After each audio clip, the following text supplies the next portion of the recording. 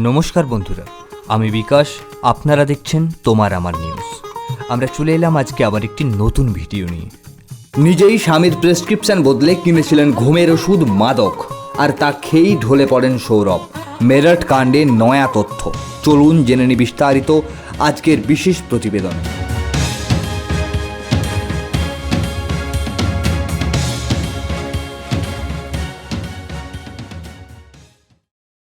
মেরঠের ভয়ঙ্কর হত্যাকাণ্ডে আরও চাঞ্চল্যকর তথ্য সামনে এসেছে।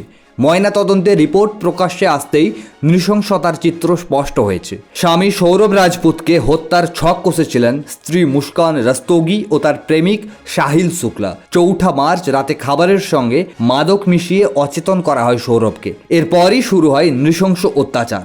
ময়নাতদন্তের রিপোর্ট বলছে অচেতন সৌরভের বুকে একাধিকবার ছুরি মারা হয়।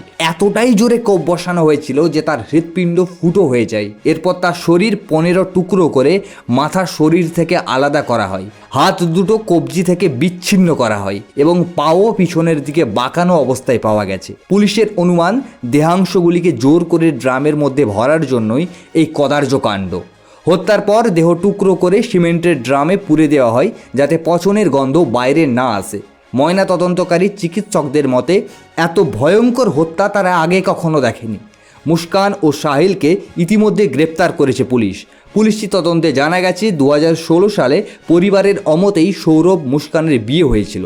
তাদের 6 বছরের একটি কন্যা সন্তানও রয়েছে। তবে 2019 সালে একটি হোয়াটসঅ্যাপ গ্রুপের মাধ্যমে সাহিলের সঙ্গে মুস্কানের যোগাযোগ ফের শুরু হয়, আর সেখান থেকে শুরু হয় এই ভয়ঙ্কর চক্রান্ত।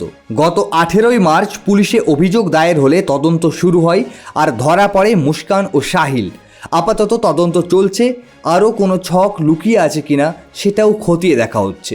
সম্পূর্ণ বিষয়টি নিয়ে আপনার কি মনে হয় কমেন্ট করে জানাতে ভুলবেন না। আমাদের দ্বিতীয় বিশেষ প্রতিবেদন, উত্তর কলকাতার একটি স্কুলে নাবালিকা ছাত্রীকে যৌন হেনস্থার অভিযোগ ঘিরে উত্তেজনা। স্কুলে নিরাপত্তার অভাব নিয়েও বিক্ষোভে ফুঁসছেন অভিভাবকরা। দাবি উঠেছে বাড়াতে হবে সিসি ক্যামেরার সংখ্যা, শৌচালয়ের সামনে বসাতে হবে নজরদারির ব্যবস্থা। গত বুধবার ক্লাস চলাকালীন এক নাবালিকাকে যৌন হেনস্থার অভিযোগ ওঠে ওই স্কুলে। এরপর থেকেই উত্তাল পরিস্থিতি। অভিভাবকদের দাবি, স্কুলে পর্যাপ্ত সিসি ক্যামেরা নেই, শৌচালয়ে নেই পর্যাপ্ত আলো, নিরাপত্তার অভাব প্রবল। আমাদের ছেলেমেয়েরা কি তবে নিরাপদ নয়? স্কুলে মাত্র একজন আয়া, এত বড় স্কুলে এই নিরাপত্তাহীনতা মেনে নেওয়া যায় না। এদিকে স্কুল কর্তৃপক্ষ জানিয়েছে, আমরা বিষয়টি গুরুত্ব সহকারে দেখছি, আরও সিসি ক্যামেরা বসানো হবে। আয়ার সংখ্যাও বাড়ানোর বিষয়ে চিন্তাভাবনা চলছে। অভিভাবকরা লিখিত প্রতিশ্রুতি না পাওয়া পর্যন্ত সন্তানদের স্কুলে পাঠাবেন না বলে জানিয়েছেন। এদিকে পুলিশ জানিয়েছে তদন্ত চলছে, তবে এখন পর্যন্ত কোনো গ্রেফতারি হয়নি। এই ঘটনার পর স্কুলগুলোর নিরাপত্তা ব্যবস্থার দিকে কি আরও নজর দেওয়া হবে? প্রশ্ন উঠছে প্রশাসনের ভূমিকা নিয়েও। আরও আপডেটের জন্য চোখ রাখুন আমাদের চ্যানেল তোমার আমার নিউজে, এবং সম্পূর্ণ প্রতিবেদনটি নিয়ে আপনার কি মনে হয় কমেন্ট করে জানাতে ভুলবেন না। আমরা আগামীকাল আসছি আবার একটি নতুন ভিডিও নিয়ে। ততক্ষণ পর্যন্ত ভালো থাকুন, সুস্থ থাকুন।